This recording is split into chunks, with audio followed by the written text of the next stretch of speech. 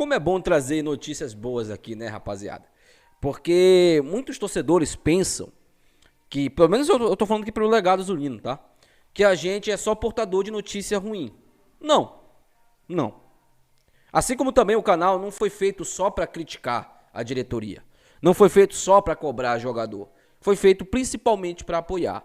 O intuito do legado Zulino sempre foi trazer a visão do torcedor, principalmente a voz do torcedor. O que o torcedor pensa, o que o torcedor quer para o clube, porque eu tenho certeza absoluta, independente se o cara apoia oposição, situação, se o cara gosta de jogador A, de jogador B, se o cara gosta de técnico, de dirigente, todo mundo quer o bem do clube do Remo. Todo mundo fica feliz com esse tipo de notícia, independente do que você pense de mim ou não. Tem muito torcedor que não gosta de mim, que não me acompanha. Faz parte, tá? Faz parte, eu não vou agradar todo mundo. Mas eu falo por mim aqui, eu quero sempre o bem do clube do Remo. Se eu tiver que criticar, se eu tiver que bater, se eu tiver que cobrar, eu farei isso. Assim como também eu vou elogiar quando merecer. Hoje eu fiquei muito feliz porque eu abri as redes sociais e eu vi um vídeo aonde tinha totalmente o tratamento no CT, no centro de treinamento do Clube do Remo. Que, não sei se vocês lembram, vamos voltar desde quando o Clube do Remo comprou esse CT lá em 2021. Muitos torcedores atribuíram aquela queda, aquele rebaixamento ao CT. Porque não era momento para comprar CT, o momento era para investir no time, o momento era para gastar o pouco dinheiro que tinha no clube. Em jogador, contratar jogador, pagar o que fosse para jogador, para o Remo permanecer na Série B. O discurso do Fábio na época era: vamos ficar na Série B e se estruturar na Série B. Não tiveram competência de manter o Remo na Série B. E o torcedor, que estava muito chateado, e eu até entendo, colocou praticamente toda a culpa no CT. O centro de treinamento foi comprado, foi adquirido em definitivo, depois de uma ótima campanha em 2023 na Copa do Brasil, que o Remo chegou na terceira fase, passando ali desde o início da competição, enfrentou um Corinthians, teve recorde de público na Copa do Brasil, e naquele momento o Clube do Remo adquiriu o CT. Desde então, nós estamos em 2025 e o clube não treinava no CT, treinou poucas vezes, jogadores reclamavam muito, e hoje a gente viu um trabalho sendo feito no gramado. Isso é pouco ainda, tá, gente? As dependências precisam melhorar para ter pelo menos uma infraestrutura boa para jogador. Tem muito torcedor que defende jogador. Ah, porque o CT é longe. Eu escutei isso aqui no canal. Ah, tem que treinar mesmo no bairro, não, porque o CT é longe. Meu parceiro, entenda uma coisa que eu vou te contar aqui agora. Jogador de futebol, quando acerta com o clube, principalmente quando é com o Remo, aonde está no norte, aonde sabe que a infraestrutura é mínima, ele pede um salário a mais. Ele pede o valor a mais do contrato. O Zezinho ganhava 20 mil no Novo Horizontino, quer vir para o Remo ganhando 70. Justamente por esses fatores que eu estou falando aqui para você. Aí eu tenho que pensar no cara, se ele vai chegar no CT, porque é longe, ele tem que ir, irmão. O CT do Vila, em Goiânia, eu morei 4 anos em Goiânia, o CT do Vila é longe da capital. É meia hora de carro, 35 minutos. E os jogadores vão. E eu tenho certeza que a folha do Vila, ela deve ser 1/3 da do Remo. Tenho certeza absoluta disso. Mas tem infraestrutura. Tem um CT para os jogadores treinarem, para os jogadores desenvolverem. E é isso que falta para o Clube do Remo. Não tem a pena de jogador, porque jogador impõe várias cláusulas no contrato para poder fechar com o Remo. Justamente por conta disso. O jogador tem a obrigação de ir para o CT, seja se fosse em Castanhal o CT. Se o CT fosse em Barcarena, o jogador tinha que ir. Porque ele é pago para isso, ele é um funcionário do clube. Sobre o CT, eu quero aqui principalmente parabenizar o Marcos Braz. Porque o Braz deu uma entrevista, ele visitou o CT.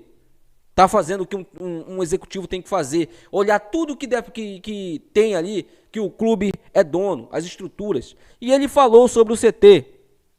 Disse que o CT está parado, que vai buscar investimentos, mas principalmente o trabalho no CT ele tem que depender de onde o clube está, na divisão que o clube está. O dinheiro que tem que ir para o CT é um dinheiro que não pode ter uma influência ali de, por exemplo, o Remo tem que subir para a Série A, como o discurso foi nesse ano. É por isso que eu cobro aqui que o Remo tenha que brigar até o fim pelo acesso. A gente não pode se conformar só pelo fato da permanência, porque o Remo está contando com o acesso, com a grana que vai receber para poder investir no CT. Só que o Marcos Braz já falou sobre isso. O Remo precisa ter estrutura, até mesmo para atrair jogadores. Para que o jogador olhe, ó, pô, o Remo tem um CT, pô. O Remo tem uma estrutura. É um clube de uma visibilidade absurda. O Remo tem uma visibilidade absurda, gente. O Remo, antes desse momento que o Remo vive hoje, o Remo já tinha uma visibilidade. Ou você não acha estranho, por exemplo, vou te dar um exemplozinho aqui, bem básico. O Remo contratou, uma época aí, um tal de Ray Lopes. Vocês lembram dele? Jogador terrível, ruim pra caramba. Mas do mesmo empresário do Pablo Roberto. O Ray Lopes saiu do Remo, ele foi jogar no futebol da Série D? Não. Ele foi jogar fora do país. O Fabinho foi jogar fora do país. O próprio Adailton veio pro Remo, voltou pro futebol de fora. O Remo é uma vitrine, sim. É uma vitrine. E isso precisa melhorar mais ainda. Pelo menos a visão dos empresários, dos bons jogadores. Dos jogadores que virão pro clube do Remo e vão entregar aquilo que a gente espera. O CT, ele faz parte total desse processo. E é óbvio que precisamos investir nas nossas estruturas.